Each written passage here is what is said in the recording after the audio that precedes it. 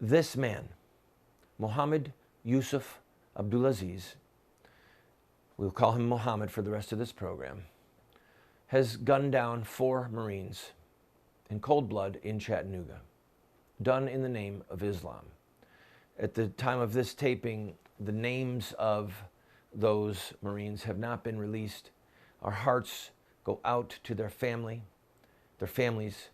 May God grant these poor souls the joy of life eternal, and may He give grace and comfort to the families, because they're going to need it. They're going to be so angry. They are so angry right now, and they're going to be angry and wounded for years to come. When will we wake up?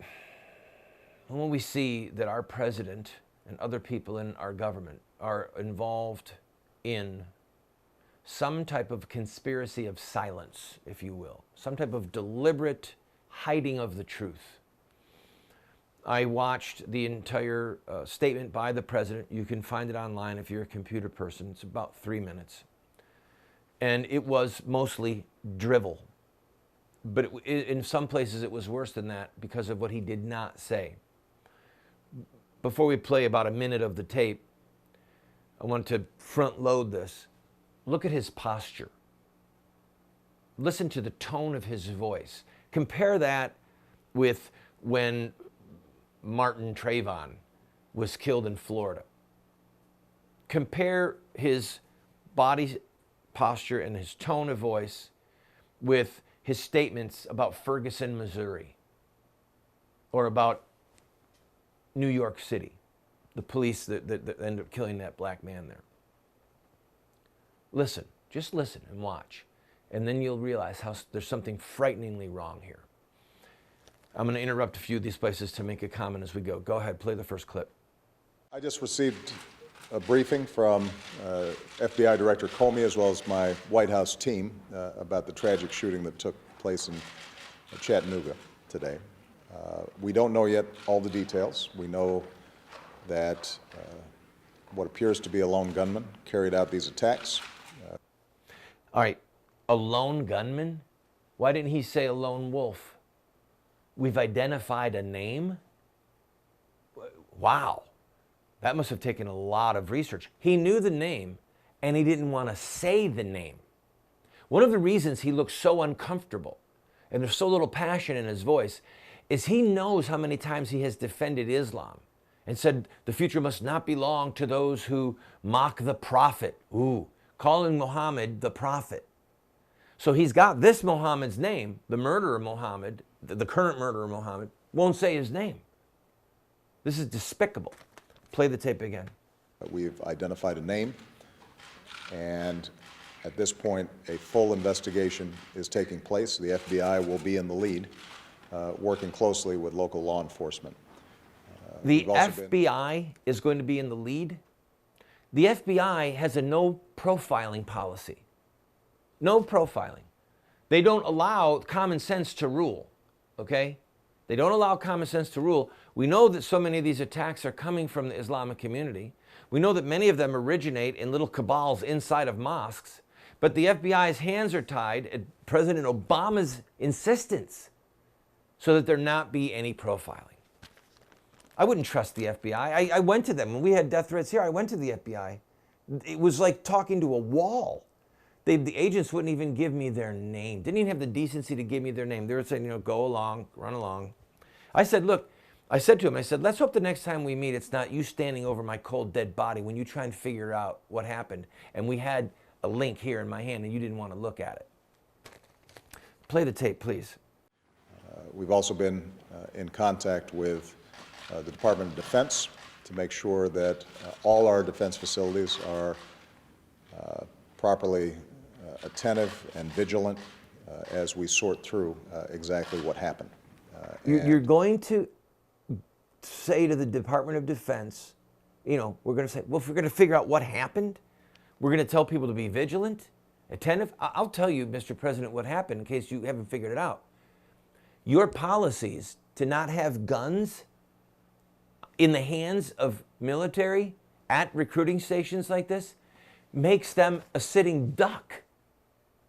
That's what happened. And listen to what he said. We're going to tell everyone to be attentive and vigilant. Let's assume for a minute that these Marines had been attentive and vigilant. Still didn't have a gun. They still could not have defended themselves. Oh, look, let's keep our eye open for the Muslim that might come and kill us. Oh, there he is. He's coming. Then what? Let's draw our pen. God save us. Christ save us. All information. Play the next clip. And as details of the investigation proceed, we'll make sure that the FBI, as well as local law enforcement, are providing the public with all the information that's involved. All information. No, they're not going to give all information to us. The agent on the ground wouldn't even tell what other weapons he had. Since the shooting, Obama says we're going to give all the information out through the FBI. No, they're going to chokehold it. Do you really think that the FBI is going to tell us what hadith Muhammad was reading that inspired him? I'll be right back. We'll take a look at more of Obama's. Now let's finish it now. Can we finish it now? Let's go. Let's play the next clip. I don't want to. One more clip. My main message right now is obviously the deepest sympathies of the American people to the 4 Marines that have been killed. It is a heartbreaking circumstance for these individuals who have served our country with great valor. Okay, we're going to look at, we're talking about the circumstances in which they died. The circumstances, it was a terrorist attack. The president could have said that.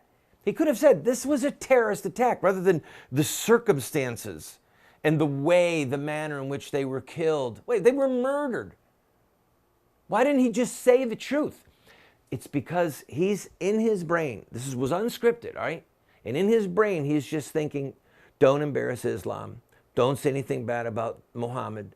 Don't embarrass Islam. Don't say anything bad about Muhammad. Don't use the word terror. Don't use the word murdered. Don't use the word terrorist attack. Don't use the word Islamic terrorism. That's what he's thinking. And that's what he did. Watch the whole thing for yourself. He rambled without passion, without clarity, because he is a sympathizer of Islam. And he, for all we know, he could be a secret Muslim. And I want to tell you that one last thing. Actually, no, I'll tell you when I come back. I want to focus on something when I come back, and that's the people saying how shocked they were, because this seemed like a guy who liked to drink beer and liked football. Sounds like, never mind. I'll be right back.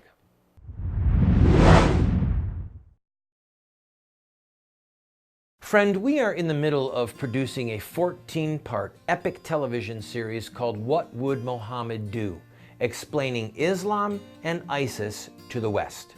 I have a master's degree in international terrorism, and I have studied ancient Islamic texts for over a decade. And we are going to do a very paced and a very scholarly look at Muhammad's life and see the connection of his life to today's headlines. Well, we need your help on 3 levels. 1, we need help with some security measures. 2, we need help with some gear for the studio. And 3, we need help with some computers. I'm inviting you to go to the GoFundMe site that you see on the screen and watch the pilot for episode 1. You'll get a feel for what it's going to be, and I promise you, you're going to be excited. You'll be challenged, and you're going to want your friends to see it. And then after you've seen it, give what you can to help us with this project. Thank you.